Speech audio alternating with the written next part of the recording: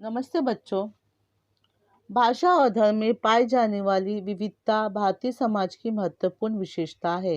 इसी विशेषता को ध्यान में रखकर भारतीय संविधान द्वारा सर्वधर्म समभाव सिद्धांत को स्वीकारा गया है।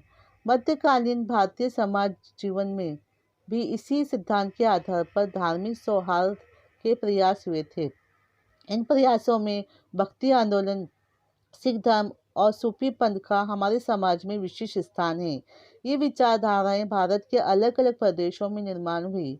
उन्होंने ईश्वर की भक्ति के साथ साथ धार्मिक और सांप्रदायिकता समरसता पर बल दिया। इस पाठ में हम इस विषय से संबंधित जानकारी प्राप्त करेंगे। भारतीय धर्म जीवन में प्रारंभ में कर्मकांड और ब्रह्म ज्ञान का विशेष बल दिया जाता था। मध्यकाल में ये दोनों धाराएं पीछे रह गई और भक्ति मार्ग को महत्व प्राप्त हुआ। इस मार्ग में अधिकार को लेकर निरर्थक भेदभाव नहीं था। फलस्वरूप धार्मिक सौहार्द को अधिक बल मिला। भारत के अलग अलग प्रांतों में स्थानीय परिस्थिति का अनुसरण कर भक्ति मार्ग के अलग अलग पंथों का उदय हुआ। भक्ति मार्ग ने संस्कृत भाषा के स्थान पर सामान्य लोगों की भाषाओं का अवलंब किया। परिणामतः प्रादेशिक भाषाओं के विकास में इन धार्मिक आंदोलनों का बहुत बड़ा सहयोग प्राप्त हुआ। भक्ति आंदोलन। ऐसा माना जाता है कि भक्ति आंदोलन का उद्गम दक्षिण भारत में हुआ। इस क्षेत्र में नयननार और आलवार भक्ति आंदोलनों का उदय हुआ। नयननार शिव भक्त थे और आलवार विष्णु भक्त थे। शिव और विष्णु एक ही है, यह मानकर उनके बीच समन्वय स्थापित करने के प्रयास भी हुए। भगवान विष्णु का आधा हिस्सा और आधा हिस्सा भगवान शिव का दशाकर हरिहर के रूप में बड़ी मात्रा में मूर्तियों का निर्माण करवाया गया। इस भक्ति आंदोलन में समाज के सभी वर्गों के लोग सहभागी हुए थे। इस आंदोलनों द्वारा ईश्वर प्रेम, मानवता, प्राणी मात्र के प्रति करुणा आदि मूल्यों की सीख प्राप्त हुई। दक्षिण भारत में रामानुज और अन्य आचार्यों ने भक्ति आंदोलनों की नींव सुदृढ़ की। उन्होंने कहा, ईश्वर सभी का है, ईश्वर भेदभाव नहीं करता। उत्तर भारत में भी रामानुज की सीख का बहुत बड़ा प्रभाव पड़ा। उत्तर भारत में संत रामानंद ने भक्ति का महत्व प्रतिपादित किया। संत कबीर भक्ति आंदोलन के विख्यात संत थे। उन्होंने तीर्थ स्थानों, व्रतों, मूर्ति पूजा को महत्व नहीं दिया, सत्य को ही ईश्वर माना। सभी मानव एक है, यह सीख दी।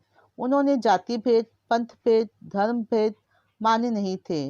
वे हिंदू मुस्लिमों के बीच एकता स्थापित करना चाहते थे। उन्होंने हिंदुओं और मुस्लिमों धर्मों के कट्टर लोगों को कड़े शब्दों में फटकारा। बंगाल में महाप्रभु चैतन्य ने कृष्ण भक्ति का महत्व स्पष्ट किया। उनके उपदेश के कारण लोग जाति और पंथ के बंधन लांघ कर भक्ति आंदोलन में सम्मिलित हुए। महाप्रभु चैतन्य के प्रभाव से शंकरदेव ने असम में कृष्ण भक्ति का प्रसार किया। गुजरात में संत नरसिंह मेहता प्रसिद्ध वैष्णव संत हुए। वे परम कोटि के कृष्ण भक्त थे। उन्होंने समता का संदेश दिया। उन्हें गुजराती भाषा का आदि कवि माना जाता है। संत मीराबाई ने कृष्ण भक्ति की महिमा प्रतिपादित की। वे मेवाड़ के राजवंश से संबंधित थी। राजवंश के सभी सुखों का त्याग कर वे कृष्ण भक्ति में तल्लीन हो गए। उन्होंने गुजराती और राजस्थानी भाषाओं में भक्ति पदों की रचना की। उनके भक्ति गीत भक्ति, सहिष्णुता और मानवता का संदेश देते हैं। संत रोहिदास एक महान संत थे। उन्होंने समता और मानवता का संदेश दिया। संत सेना भी प्रभावी संत थे। हिंदी साहित्य के महाकवि सूरदास ने सूरसागर काव्य की रचना की। कृष्ण भक्ति उनके काव्य का विषय है। मुस्लिम संत रसखान द्वारा लिखित कृष्ण भक्ति की रचनाएं मधुरता से परिपूर्ण हैं। संत तुलसीदास द्वारा लिखित रामचरितमानस ग्रंथ में राम भक्ति की सुंदर अभिव्यक्ति पाई जाती है। कर्नाटक में श्री बसवेश्वर ने लिंगायत विचारधारा का प्रसार किया। उन्होंने जाति भेद का विरोध किया और श्रम प्रतिष्ठा का महत्व समझाया। उनका काय कवे कैलाश यह वचन प्रसिद्ध है। इस वचन का अर्थ है श्रम ही कैलाश है। उन्होंने अपने आंदोलन में स्त्रियों को भी सम्मिलित करवाया। अनुभव मंटप सभागृह में धर्म से संबंधित विचार विमर्श गोष्ठियां होती थी। इनमें सभी जातियों के स्त्री पुरुष सहभागी होने लगे। उन्होंने अपनी सीख लोक भाषा कन्नड़ में वचन साहित्य के माध्यम से दी। उनके कार्यों का समाज पर बहुत बड़ा प्रभाव पड़ा। श्री बसवेश्वर के अनुयायियों ने मराठी भाषा में भी रचनाएं की है। उनमें मन्मथ स्वामी का लिखा पर परम परम परम रहस्य ग्रंथ प्रसिद्ध है। कर्नाटक में पम पुरंदरदास आदि महान संत हुए। उन्होंने कन्नड़ भाषा में असंख्य भक्ति पदों को रचा। महानुभाव पंथ 13वीं शताब्दी में चक्रधर स्वामी ने महाराष्ट्र में महानुभाव पंथ की स्थापना की। यह पंथ कृष्ण भक्ति की सीख देता है। श्री गोविंद प्रभु चक्रधर स्वामी के गुरु थे। चक्रधर स्वामी के शिष्यों में सभी जातियों के स्त्री पुरुषों का समावेश था। वे समता के समर्थक थे। उन्होंने संपूर्ण महाराष्ट्र में भ्रमण करके मराठी में उपदेश किया। संस्कृत भाषा के स्थान पर मराठी भाषा को प्राथमिकता दी। मराठी भाषा का विकास हुआ। मराठी भाषा में विपुल ग्रंथ लिखे गए। महाराष्ट्र में इस पंथ का प्रचार प्रसार मुख्यतः विदर्भ और मराठवाड़ा क्षेत्र में हुआ। विदर्भ में रिद्धिपुर नामक स्थान पर इस पंथ का महत्वपूर्ण केंद्र है। यह पंथ पंजाब, अफगानिस्तान जैसे दूरस्थ प्रदेशों में भी पहुंचा था। महानुभाव पंथ के अनुयायियों द्वारा रचित कुछ रचनाएं इस प्रकार है। माई भट्ट द्वारा संपादित चक्रधार लीलाओं का वर्णन करने वाला लीला चरित्र ग्रंथ आदि, मराठी कवयित्री महदंबा का धवले, केशवदास द्वारा संपादित सूत्रपाठ और दृष्टांत पाठ, दामोदर पंडित का वच्छाहरण, भास्कर भट्ट बोरीकर का शिशुपाल वध और नरेंद्र का रुक्मणी स्वयंवर। महाराष्ट्र में संत एकनाथ द्वारा हिंदू मुस्लिम के बीच लिखा संवाद है। यह संवाद धार्मिक सौहार्द की दृष्टि से महत्वपूर्ण है। संत शेख मोहम्मद का प्रसिद्ध वचन है, शेख मोहम्मद अविंद ताचे हृदय गोविंद। यह वचन धार्मिक समन्वय का एक उत्तम उदाहरण है। गुरु नानक सिख धर्म के प्रवर्तक और प्रथम गुरु थे।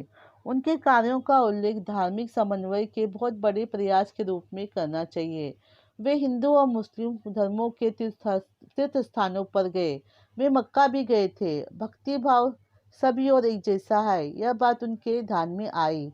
उन्होंने सीख दी, सबके साथ एक जैसा आचरण करो। हिंदू और मुस्लिमों के बीच एकता स्थापित करने हेतु उन्होंने उपदेश किए। वे शुद्ध आचरण पर बल देते थे। गुरु नानक के उपदेशों से लोग प्रभावित हो गए।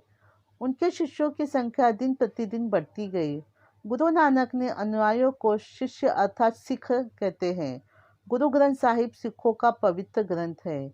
इस ग्रंथ में स्वयं गुरु नानक, संत नामदेव, संत कबीर आदि संतों की रचनाओं का समावेश है। गुरु नानक के पश्चात सिखों के 9 गुरु हुए। गुरु गोविंद सिंह सिखों के 10वें गुरु थे। उनके पश्चात सभी सिख गुरु गोविंद सिंह के आदेश के अनुसार धर्म ग्रंथ गुरु ग्रंथ साहिबा को ही अपना गुरु मानने लगे। सूफी संत इस्लाम में सूफी संप्रदाय का एक पंथ है। सूफी संतों की यह श्रद्धा थी कि ईश्वर प्रेममय है। प्रेम और भक्ति के मार्ग पर चलकर ही ईश्वर के पास पहुंचा जा सकता है।